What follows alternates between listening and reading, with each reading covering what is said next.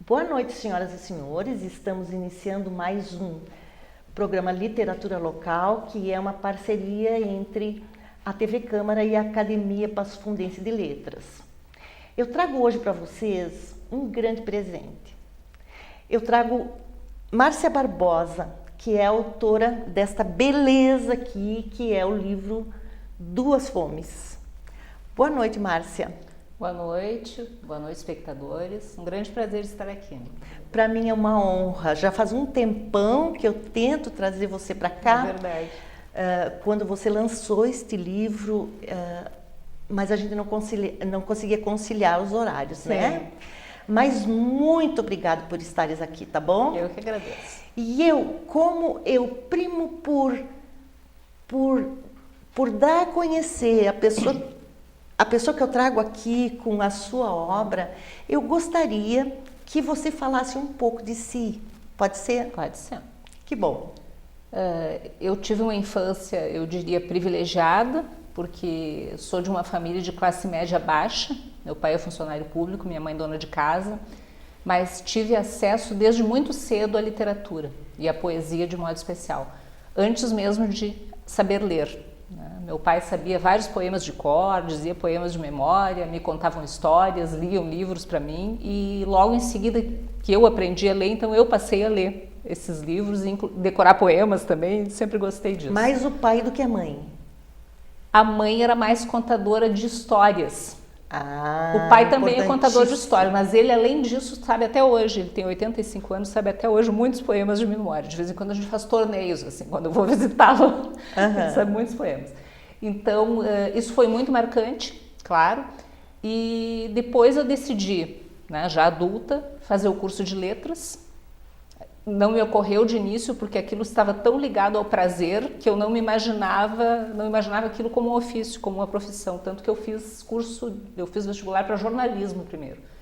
Aí eu fui fazer disciplina como aluno especial no curso de letras e vi que o meu lugar era ali. Aí fiz curso de letras. Que bom. Foi uma... Mas você seria uma grande jornalista, isso eu tenho certeza. Eu acho que eu poderia atuar na área cultural, né? Mas claro. Enfim, eu acho que eu não tenho dúvida nenhuma assim que eu estava no lugar certo. E aí fiz então curso de letras, depois especialização em literatura brasileira, mestrado e doutorado em teoria da literatura e mais recentemente o pós-doutorado também na mesma área. E o fato marcante é que em todas as ocasiões o meu trabalho de conclusão de curso foi relacionado à poesia. Isso eu me dei conta posteriormente, né? Quando eu tive que escolher um trabalho de mais fôlego, um trabalho mais extenso, eu sempre escolhi uma obra literária para analisar, uma ou mais, né? Sim. Então isso obviamente que não é uma coincidência. Já formada, eu comecei a trabalhar inicialmente no ensino médio, fui professora de ensino médio por pouco tempo, porque logo em seguida eu fui fazer mestrado e aí sempre tive vontade de ser uma pesquisadora, de dar aula no terceiro grau. Fui desde muito cedo, já era bolsista de iniciação científica durante a graduação, né, quando pouco se falava nisso, e fui me encaminhando, então eu me tornei professora do terceiro grau. Hoje eu já tenho mais de 25 anos de magistério e sou professora da Universidade de Passo Fundo na área de literatura. Atuo no curso de letras e no programa de pós-graduação em letras. Olha só. E quando eu te conheci, Márcia, tu estavas lançando, eu misturo muito você e tu, o que é um defeito grave. Não. Mas tu estavas lançando um livro que era um ensaio sobre a Sofia de Mello Breiner. Isto. E eu falei para ti, Márcia, eu não tenho costume, é uma lacuna na minha vida que eu estou procurando suprir, não é? Sim. Eu não leio poesia, eu não tenho o hábito, sempre me pareceu alguma coisa piegas. E aí você disse, leve esse livro que você vai aprender a gostar. E foi mesmo, foi uma escola para mim, sabe? Eu percebi toda aquela tua sensibilidade para apresentar poesia. Sim, você é dona da teoria da teoria poética, não é? Ou não? Sim, eu estudei muito a teoria poética. Eu acho que o fato de eu ter me tornado leitora de poesia antes de conhecer a teoria ajudou muito, porque eu não fico tentando forçar a poesia a caber nos limites da teoria. Não, ela é muito mais, claro, ela é muito mais. É tanto que existe o poema e existe a poesia. Claro. O poema pode ter poesia ou não, é ou não é? O poema, em geral, tem poesia. Quando ele é bom, ele tem, né?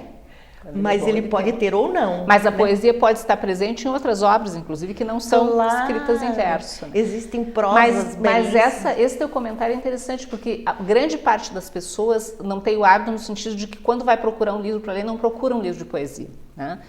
Porque na escola, em geral, não foram estimulados a ler poesia, leem muito mais romances ou contos. Mas o que eu observo, inclusive em sala de aula como professora, é que quando nós apresentamos um poema aos alunos, eles gostam muito. Então eu acho que isso precisa ser estimulado, nós precisamos apresentar a poesia. E talvez o fato de que, em geral, a poesia é tão associada a isso que tu dizes, ao sentimento piegas, ou se conhece apenas um tipo de poesia, só a poesia de confissão, sentimental, isso deixa de lado uma grande parte da poesia que trata de todos os temas, de todos os outros temas. Ela pode tratar de qualquer tema. Então eu acho que isso passa para as pessoas uma visão muito limitada do que pode ser a poesia. A Adélia Prado diz, né? Qualquer coisa é a casa da poesia, qualquer lugar é a casa da poesia. Ela pode tratar de tudo. Na semana passada nós trouxemos o Tal Golinha aqui e ele me falou uma coisa muito importante. Ele falou que ele é madrugador e que antes de qualquer coisa ele lê poesia, que é para abrir a sensibilidade para o resto do dia. Pensei muito nisso. E ontem eu estava lendo de novo Duas Fomes. E eu tive um sentimento que... Eu não sei traduzir o sentimento que eu tive com algumas poesias que eu li, mas eu fiquei completamente sensibilizada, sabe? Eu saí do que eu sou e tive uma espécie de emoção, uma espécie de enlevo, sabe, que a boa poesia provoca. Que bom. Sentimento inédito que foi despertado por Duas Fomes. Um livro belíssimo, belíssimo. Mas tu tens uma outra produção que eu gosto muito, que é a de letrista. Como é que isso apareceu, Márcia? Pois é. Poemas eu sempre fiz, embora de forma esporádica, mas antes de lançar o livro, eu acabei me tornando letrista. Né? O meu marido é músico, é compositor, amador, há muitos anos. E que ganhou um M. Ganhou um M. Sim, ganhou um M, junto com o Alegre Amador Correia. Nada. Com o Alegre Correia, mas ele não se apresenta, não existiu, enfim, sempre teve outra carreira. E ele tinha muitas melodias boas, e eu comecei a reclamar, mas como é que essas melodias vão ficar guardadas? São lindas e tal. E eu que tomei a iniciativa, em verdade, não, vamos ouvir isso aqui, tem que colocar letra. E eu, para ver se ele voltava a compor, porque ele dizia, não vou fazer mais, o que eu tinha que fazer eu já fiz. Eu comecei a colocar letra. Mas porque eu domino métrica, eu domino alguns recursos da poesia, daí ele me explicou algumas coisas e rapidamente eu comecei a fazer as letras. E aí ele se estimulou e acabou resultando um CD. Esse CD não foi assim, vamos criar um CD. A gente começou a fazer letras para as melodias e quando vimos nós tínhamos um trabalho... Pitaco. Né? Ele deu pitaco? Não, ele fez algumas letras, poucas são dele, né? Só dele são poucas. A gente tem algumas em parceria escritas de fato, né? Sim.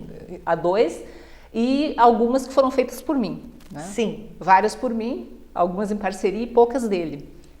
Mas quando vimos, tínhamos um bom projeto, que é cada qual com seu espanto, né? Nós acabamos gravando. O título é maravilhoso, né? Que é de uma das canções, inclusive, um poema dedicado ao meu pai, né?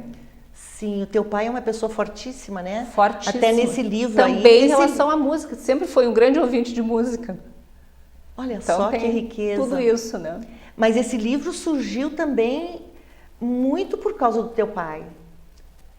Eu diria que a gota d'água, assim, a gota d'água foi essa. O processo já vinha sendo preparado, né? Eu tinha lido um livro da Adriana Lunardi, que foi minha colega de faculdade, um romance dela, ela já publica há alguns anos, e gostei muito. E como ela era uma pessoa da minha idade, eu até disse numa entrevista, ela não era um monstro sagrado da literatura, aquilo que parece que me mostrou assim, não, mas tu pode escrever também. Eu pensei, tá muito bom esse livro, eu não conseguia, eu sou muito exigente para romance, porque eu prefiro ler poesia, né?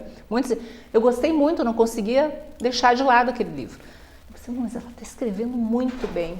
Mas eu tive pela primeira vez, essa sensação, não, mas eu posso escrever um livro, não algum poema de vez em quando.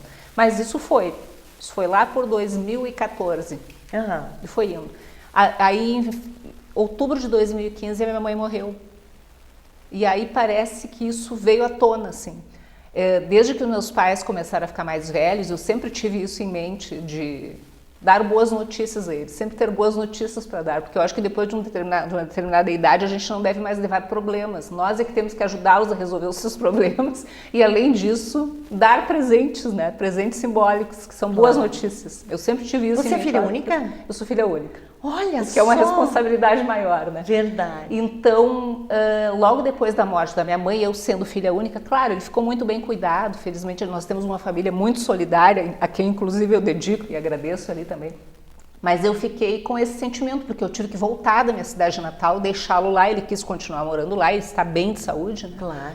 Mas são 630 quilômetros que nos separam. E eu cheguei aqui com esse sentimento, eu preciso dar alguma coisa para o meu pai, mas ao mesmo tempo tinha isso, eu sentia que eu tinha um livro pronto, né? Aí aquele último poema ali é exatamente a cena do nascimento do livro, tanto que eu coloquei como último, mas o título é Flashback. Esse foi o início, esse é o início do processo. Porque eu sentei no sofá, assisti um filme com meu marido, no meio do filme eu pensei, eu vou escrever um livro, eu não pensei eu vou escrever poemas, que fazia muito tempo que eu não escrevia. Eu vou escrever um livro de poesia. Quando terminou o filme, eu virei para o lado e disse para ele, eu vou escrever um livro de poesia. E foi interessante que depois que eu li o poema, eu me lembrei me dei conta que tinha uma estrutura muito parecida com um conto do Guimarães Rosa que se chama Recado do Morro, que é uma mensagem que vai sendo passada e essa mensagem vai mudando. E eu me dei conta que eu fiz isso no poema, porque eu digo, vou escrever um livro. Para enfrentar a morte, eu preciso de uma capa, de um dorso, né, recheado de folhas e tinta, quer dizer, eu preciso juntar meus cacos, né?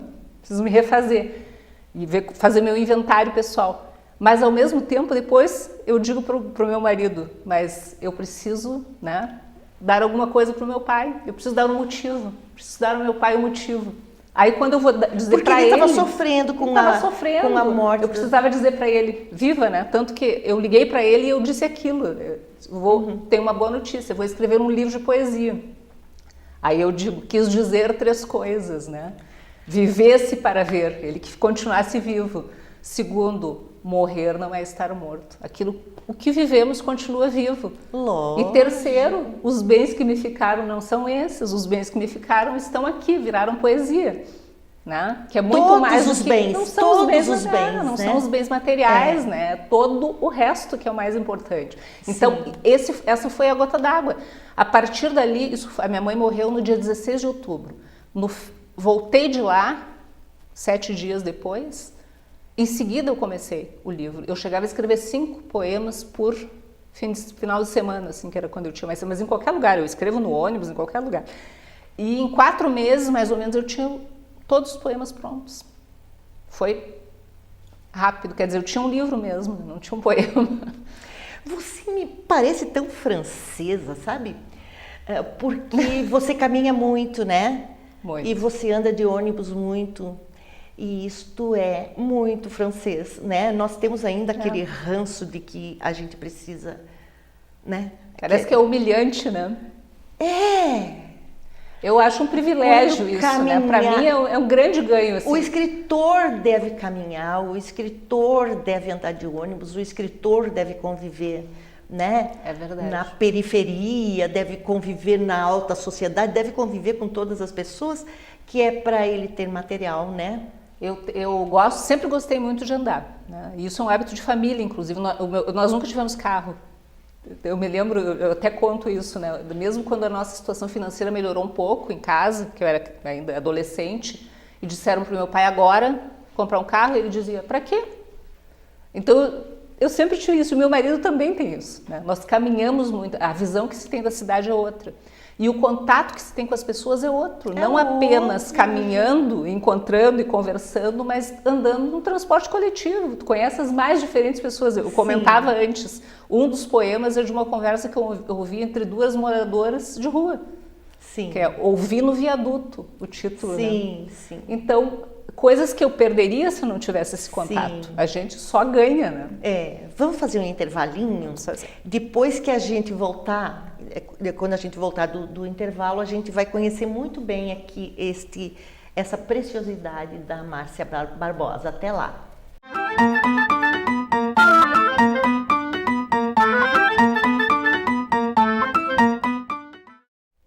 Olá, voltando então com Duas Fomes de Márcia Barbosa. Antes do intervalo, a gente conversava sobre a riqueza que é a gente caminhar na rua, conhecer pessoas, andar de ônibus. E eu me lembrei que eu tenho um amigo que escreve muito e escreve muito bem. E é um filósofo que é cobrador de ônibus. E ele adora ser cobrador de ônibus. Ele nem pensa, acho que, fazer uma outra coisa, porque o fato dele ser cobrador de ônibus proporciona para ele oportunidade de ler muito. Ele se propôs a ler 100 páginas por dia.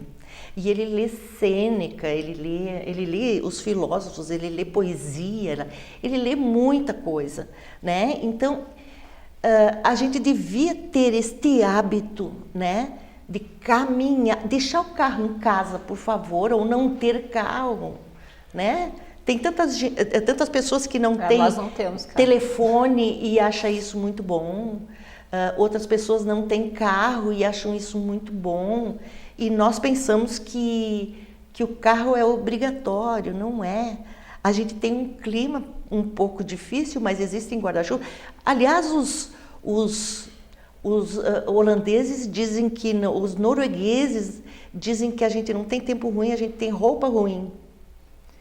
Então a gente deve ter roupa boa, calçados bons para caminhar, não é, Márcia? É verdade.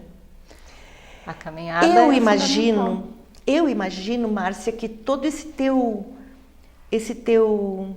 essa tua sensibilidade social nasceu daí, né, de conviver com todas as pessoas.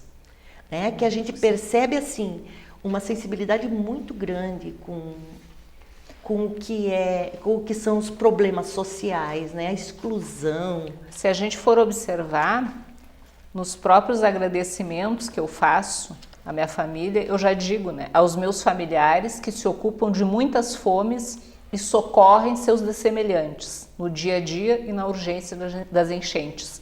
Eu comentava antes que, além, isso aconteceu depois, né, de eu ser uma pessoa que caminha muito e usa transporte coletivo, a minha casa sempre foi cercada de muita gente e a minha família sempre esteve muito atenta às pessoas que necessitam de ajuda. Sim. No dia a dia, né? Eu Sim. me lembro da minha mãe sempre preocupada, fulano precisa de médico. E nas enchentes, que é um fenômeno que ocorre muito na cidade de Fronteira até hoje, sim, toda a minha família se empenha. Alguns vão recolher as pessoas. Eu tenho uma prima que aprendeu a dirigir caminhão, porque todo ano ela vai lá recolher as pessoas para levar até o lugar onde vão ficar. Coletam roupas e alimentos, sim. Alguns hospedam pessoas, os que têm espaço. Então, sim. Eu vivi nesse meio aí sempre. Sim. Né? E depois, esse fator que a gente comentava agora, o fato de andar, de ver a cidade sob outro ângulo, porque é isso que a gente tem, né? Sim. E de andar de ônibus, onde eu também não só leio, como escrevo muito. Sim. Vários poemas nasceram dentro do ônibus. Sim. Às vezes, ônibus intermunicipal, de uma cidade para outra. Aí eu já escrevi mais de um, até escrevo muito. Mas também aqui, às vezes, na ida do centro até o campus, né? Sim, onde eu vou trabalhar, eu escrevo. Mas o teu inventário está aqui. Né? O inventário de vida, você trouxe tudo isso, toda essa riqueza para dentro do teu livro. Eu gostaria de te pedir licença para ler Adeus, Meninos, que ela dedicou para Silvio Nogueira e Maria Gessi Bento. Quem são eles? São duas pessoas bem mais velhas que eu, os dois devem ter uns 20 anos, 15 anos mais do que eu, 20 anos no mínimo mais do que eu. E foram pessoas muito envolvidas no processo de redemocratização do país. Os dois foram grandes líderes. Ela, uma das primeiras líderes do magistério em Santa Maria. Sim. Eu me lembro dela quando eu era estudante ainda liderando greves. E a minha amiga até hoje esteve no lançamento de Porto Alegre. Que legal. Sempre foi empenhada. E ele também. né? Sempre participando de movimentos contra a ditadura e tal. Até hoje, continua envolvido com 80 e poucos anos, ele continua na luta pelo processo democrático. Então eu achei que esse poema falava deles também. Sim. Né? Adeus, meninos. Povo limpo era povo desenvolvido. Mais de 20 crianças e só uma classe amanhecera lixada e invernizada. Fora o pai de um menino, desejo de imprimir ao ambiente o brilho de suas insígnias, num mimetismo invertido. Assim, aquela classe, a mais limpa, passava a pertencer ao aluno que ali sentava. Deu-se então um motim. Outra aluna, acho que sei quem é, outra aluna resolveu ocupar a classe e arranhou o verniz com a unha. A distinção conferida a um menino pelo pai, o medo nos olhos da diretora, mas o diabo do risco no verniz. Manhã de sol, numa escola pública, ali um pedaço da infância me abandonava. É um pouco perder a inocência, não é?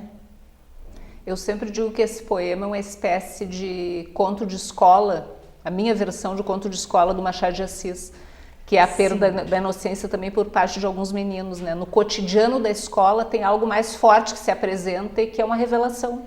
Esse é o mundo, ali no mundo das crianças, um privilégio se manifesta. Sim, isto que eu fiz agora é um aperitivo de Duas Fomes, gente. Eu gostaria que você escolhesse um que te toca muito, pode ser? Pode ser. Que bom. E também um que eu acho que pode ser acompanhado ouvindo, né? É um poema que eu fiz, eu já tinha feito vários poemas e já tinha inclusive nesse momento escolhido o título do livro, que seria Duas Fomes, que depois a gente pode comentar um pouquinho. E eu me lembrei de uma figura que me marcou muito desde que eu cheguei aqui, embora naquele momento, antes do poema, mas logo que eu cheguei aqui eu não a conhecesse pessoalmente, mas eu sempre fui lendo sobre ela e admirando, que é a dona Heloísa Guelzo de Almeida. Amadinha. Né? Com aquela atuação dela no Comitê de Cidadania contra a Fome e a Miséria. Então aí eu fiz esse poema para ela. Eu estava inclusive na cozinha preparando comida e eu me lembrei dela e veio o poema. Então esse é o poema. É o pão de hoje. O seu desejo de aplacar aquelas fomes. Não feito pão dormido ou sobras que se aparam feito arestas, não feito excesso que após a festa se descarta. O seu desejo de aplacar aquelas fomes, feito sopa quente que se abrasa a cada prato que se entrega e que transborda. O seu desejo de aplacar aquelas fomes, feito coberta estendida sem pressa, ou fumaça que se alastra empurrando a névoa. O seu desejo de aplacar aquelas fomes é fome saboreada na véspera, ou faca afiada que se oferta a repartir sobre o linho o pão de hoje. Eu achei que ela era isso. Isso. Né? O próprio desejo de saciar a fome alheia é uma fome. É uma fome, é o desejo que nos move. É verdade. Ela é isso, ela é a encarnação disso aí. Verdade. E você tem um lado também muito sensível para as mulheres, né? Muito sensível. Porque ela é ferida muito seguidamente, não é? E isso tu deve ouvir também, aí pela vida. Muito, não é? Eu prestei atenção nisso muito cedo, não sei o que me sensibilizou para isso, mas eu me lembro já desde criança eu observando a desigualdade entre os gêneros. Então isso foi uma coisa que me acompanhou, assim, muito atenta. E um dos poemas, inclusive, eu trato das mulheres de conforto, que eram as mulheres que eram seduzidas, escravizadas durante as guerras coloniais, né? E eram transformadas em prostitutas, porque se elas fossem atacadas no meio da rua, os militares, né, as pessoas... Porque os militares devem ser cuidados. Eles tinham que ser cuidados, então elas eram transformadas em prostitutas. Isso. Então, o Mulheres de Conforto, eu estava assistindo uma notícia na televisão, durante o período que eu fazia o livro, e eu me lembro, a notícia era a seguinte: o Japão, sim, concordava em indenizar financeiramente, mas o desejo era que a estátua que tinha sido colocada para lembrar as mulheres de conforto fosse retirada dali, porque a memória não podia ficar. Dinheiro eles até aceitavam, né, que fosse doado como compensação para o sofrimento, mas não podia, tinha que se apagar a memória. Eu pensei, Isso aqui Eu achei um poema. muito interessante. E o outro, que é o poema Entrevista Coletiva, é porque, em geral, se pergunta para as mulheres: é literatura feminina? Você é um escritor? Sim, eu sou uma mulher, né? Mas não se pergunta para os homens, porque naturalmente, entre aspas, houve uma naturalização desse processo. A literatura é masculina e as mulheres entram por uma segunda via. Então eu fiz esse, né? A literatura que você escreve é feminina, não saberia dizer quem perguntava, de onde vinha aquela voz, nem se era humana ou masculina. Eu preciso escolher se eu sou humana ou feminina. Eu sou as duas coisas, obviamente. Então, é feminina? É feminina. A minha experiência é de uma mulher. Sim. Hoje de manhã eu li... Embora eu fale de outras coisas também, ela não é só isso. Mas é isso também. Hoje de manhã eu li, não sei se tem fundamento ou não, mas diz que o livro escrito por mulheres é mais barato do que o dos homens. Olha, não sei. Também nunca tinha pensado nisso. Mas se pagam menos as mulheres no geral, deve ter algum fundamento, não é? Pode ser. Mas, para Virgínia Fonseca, o Lado de Lá é um poema que fala nisso, não é? No abuso contra as mulheres. Às vezes uma coisa tão esse sutil... não é o Lado de Lá. Não. Esse é o Escuros, né? Ah, sim, tá aqui. É os escuros. Os escuros. Aham. Os Escuros fala do abuso infantil. Do abuso infantil. É uma história realmente que eu ouvi quando eu era criança de uma amiga minha tentando contar que havia sofrido abuso. Como eu não sabia o que era, ela não sabia o que era, ela não sabia contar, eu não sabia o que eu estava ouvindo. Então eu tentei transformar em linguagem isso que não era linguagem ainda. Né? E você percebeu o drama dela? Eu percebi que ela estava sofrendo, mas nenhuma de nós duas sabia do que se tratava. Muitos anos depois, eu já adolescente, eu vi na rua o homem de quem ela havia me falado. E aí eu já tinha condições de entender, eu revi aquela cena e aí eu entendi. E depois conversando com algumas pessoas sobre isso, porque hoje se tem muito mais informação. Lógico. O nome circula, né? Sim. O nome, abuso sexual, é algo que circula, as pessoas são muito mais bem informadas do que na época. Mas eu me lembro que aquilo permaneceu na memória como uma experiência dolorosa, porque eu vi a minha amiga sofrendo sem saber o que eu podia fazer e ela também sem saber o que ela estava me contando. Sim. Que veio muitos anos depois em forma de poema, né? E lindo poema, você conseguiu fazer isso, né? De um tema tão sofrido, tão doloroso, não é? Você transformou num poema. Você deixa eu ler? Claro. Ai, que bom. Por favor. Então, Os Escuros. Aquilo era um segredo entre os dois, dissera o homem, e a menina me pedia com o olhar e a voz que lhe restara, para não contar a ninguém. Seria um segredo entre nós duas, o que ela precisava contar, mas não queria, o que procurava mostrar, mas não podia, o que tentava dizer. Era talvez o medo do escuro ou a culpa por ter deixado alguém entrar, ou a dor de um corpo que parecia uma casa habitada por ela havia poucos anos, com peças ainda desconhecidas e não como a sala, tão familiar que mesmo sem luz se podia atravessar. Era talvez a vergonha de haver escondido algo nas gavetas e um travo subindo até a boca, por não conseguir extrair de si a farpa que também não sabia carregar.